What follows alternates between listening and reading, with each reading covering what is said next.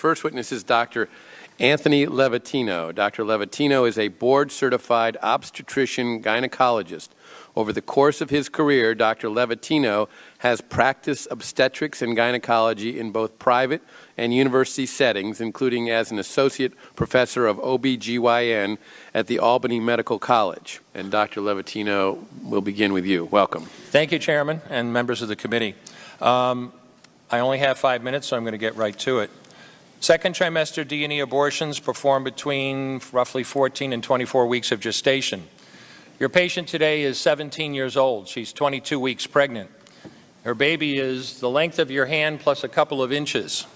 And she's been feeling her baby kick for the last several weeks, but she's asleep on an operating room table. You walk into that operating room scrubbed and gowned, and after removing laminaria, you introduce a suction catheter into the uterus. This is a 14 French suction catheter. If she were 12 weeks pregnant or less, basically the width of your hand or smaller, you could basically do the entire procedure with this. But babies this big don't fit through catheters this size. After suctioning the amniotic fluid out from around the baby, you introduce an instrument called a Sofer clamp. It's about 13 inches long. It's made of stainless steel. The business end of this clamp is about 2.5 inches long and a half-inch wide. There are rows of sharp teeth. This is a grasping instrument. When it gets a hold of something, it does not let go. A D&E procedure is a blind abortion, so picture yourself introducing this and grabbing anything you can blindly and pull, and I do mean hard, and out pops a leg about that big, which you put down on the table next to you. Reach in again, pull out an arm about the same length, which you put down on the table next to you, and use this instrument again and again to tear out the spine, the intestines, the heart and lungs. Head on the baby that size is about the size of a large plum. Can't see it, but you pretty good idea you've got it if you've got your instrument around something and your fingers are spread about as far as they go.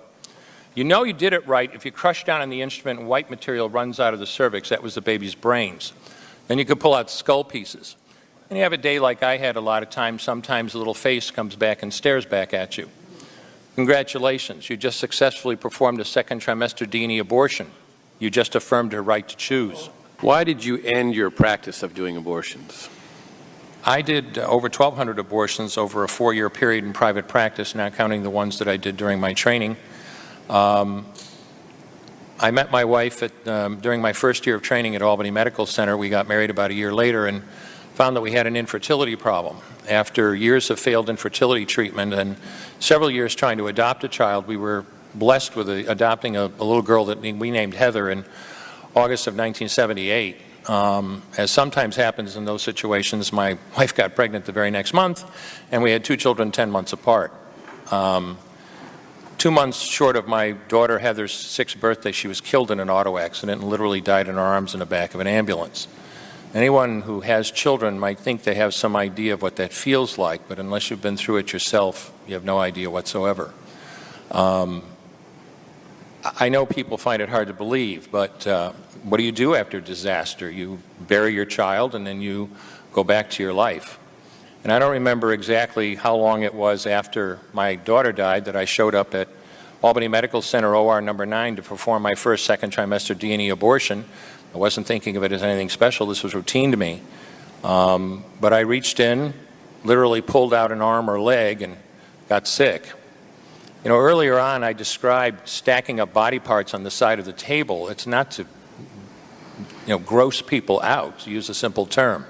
When you do an abortion, you need to keep inventory. You have to make sure you get 2 arms and 2 legs and all the pieces. If you don't, your patient's going to come back infected, bleeding, or dead. So I soldiered on and finished that abortion. And I know it sounds, as I said, hard for people to believe, but I'm telling you straight up my experience. You know, after over 1,200 abortions, first and second trimester up to 24 weeks and all the rest of it, and being very dedicated to it, for the first time in my life I really looked. I really looked at that pile of body parts on the side of the table. And I didn't see her wonderful right to choose, and I didn't see all the money I just made. All I could see was somebody's son or daughter. And I stopped doing late-term abortions after that, and several months later stopped doing all abortions.